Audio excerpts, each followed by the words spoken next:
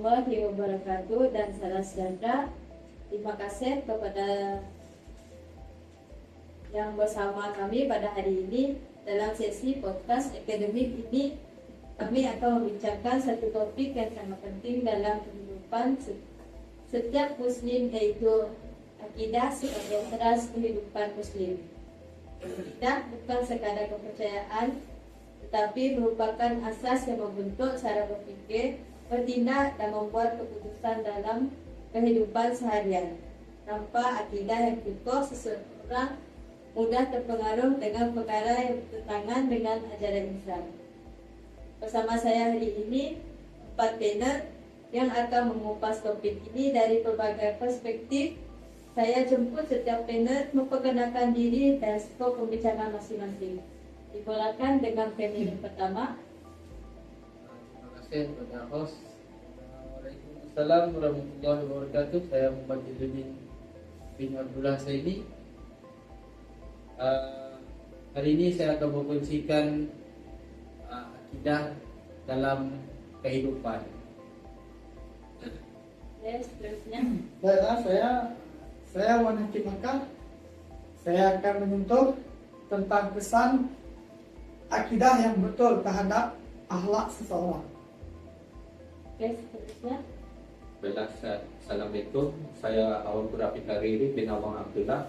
Dalam sesi kita hari ini, saya akan membincangkan tentang cabaran akidah dalam dunia moden. Assalamualaikum, saya Pak Najib. Saya akan memulaikan langkah-langkah untuk mengubah akidah kehidupan sehari-hari. Baik, kita mulakan dengan persoalan asas.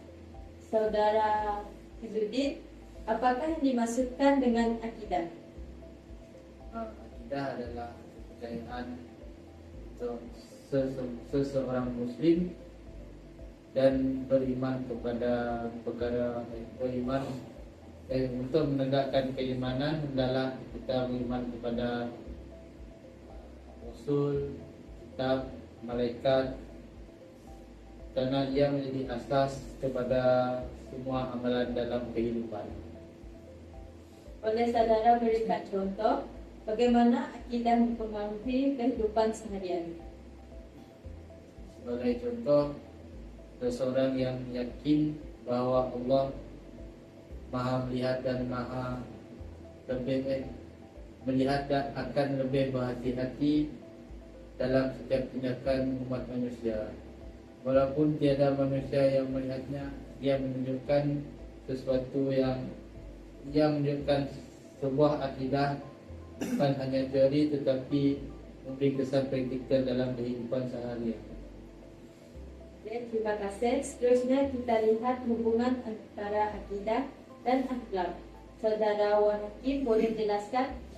Baik, akidah yang mantap akan melahirkan individu yang berakhlak mulia. Hal ini karena seseorang yang yakin dengan kewujudan dan penguasaan Allah akan sentiasa menjaga tingkah laku. Adakah akhlak boleh terbentuk tanpa akidah? Baik, akhlak mungkin boleh dibentuk melalui pendidikan atau budaya, tetapi tanpa akidah ia tidak akan konsisten. Akidah berfungsi sebagai kawalan dalaman yang memastikan seseorang terus berakhlak baik walaupun tiada penguasaan. Baik, kita berada kepada cabaran semasa. Saudara Awang, apakah cabaran utama terhadap akidah hari ini? Antara cabaran akidah yang boleh kita lihat pada hari ini adalah yang pertama, pengaruh media sosial. Seperti yang kita tahu, maklumat boleh disebar dengan mudah tanpa tapisan, termasuk perkara yang boleh merosakkan akidah. Yang kedua adalah wujudnya fahaman seperti liberalisme dan sekularisme yang boleh memisahkan agama dengan kehidupan. Fahaman ini boleh menyebabkan akidah seseorang itu memandang agama sebagai sesuatu yang tidak penting, Terusnya kurang ilmu agama juga boleh menyebabkan akidah seseorang itu rusak. Tanpa asas yang kukuh, seseorang itu mudah atau keliru bila berhadapan dengan persoalan atau ideologi baru. Akhir sekali adalah pengaruh rakyat sebaya dan persekitaran juga boleh menyebabkan dan boleh memainkan peranan besar dalam membentuk atau merosakkan akidah seseorang. Apakah pesan jika cabaran ini tidak ditangani? Kesannya amat serius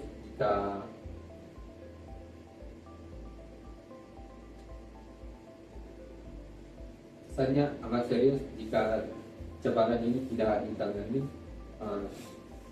Kesannya adalah moral seseorang itu boleh runtuh, seterusnya hilang pegangan hidup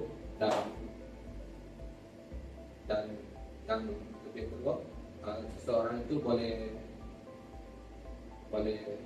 terpisah daripada ajaran agama Islam itu sendiri. Oke, terima kasih. Seterusnya, Saudara Adib, apakah langkah yang boleh diambil untuk memperkukuhkan akidah? Terdapat beberapa langkah penting. Antaranya kita yang pertama, ilmu agama secara betul. Ilmu adalah asas pada kepahaman yang betul.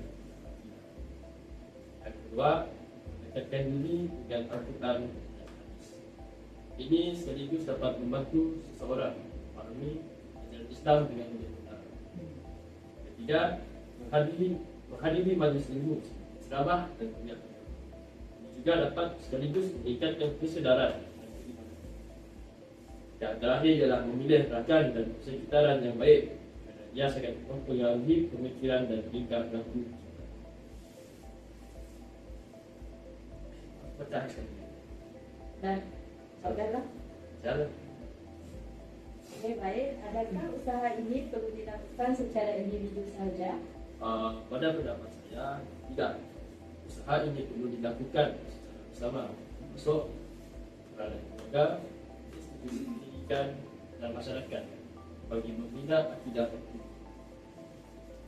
Baik, sebelum kita mengakhiri sesi, saya jemput setiap panel memberikan rumusan ringkas, dimulakan dengan panel yang pertama. Saya kepada host pesan bagi perbincangan kita pada hari ini, iaitu akidah adalah asas utama dalam Islam dan perlu dipahami dengan jelas.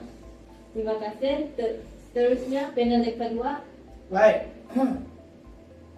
Akidah yang kuat akan melahirkan akhlak yang mulia dan stabil. Oke, terima kasih kepada panel yang kedua. Diteruskan dengan panel yang ketiga. Apa yang kita boleh rumuskan dalam sesi hari ini dan kita perlu berhati-hati dengan cabaran semasa dan juga kita hendaklah terus menuntut ilmu dalam kehidupan kita.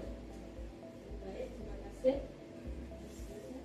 Berdasarkan apa yang telah saya kongsikan, saya ingin merumuskan bahawa usaha berurusan sangat penting bagi memastikan akidah. Baik. Sebagai kesimpulan, akidah memainkan peranan yang sangat penting dalam membentuk kehidupan seorang Muslim yang bukan sahaja melibatkan kepercayaan, tetapi juga mempengaruhi tindakan dan cara hidup. Diharapkan perbincangan ini memberi manfaat dan kesedaran kepada kita semua tentang pentingnya menjaga akidah. Sekian, terima kasih dan perhatian anda. Wabillahi taufiq wal hidayah. Wassalamualaikum warahmatullahi wabarakatuh. Waalaikumsalam.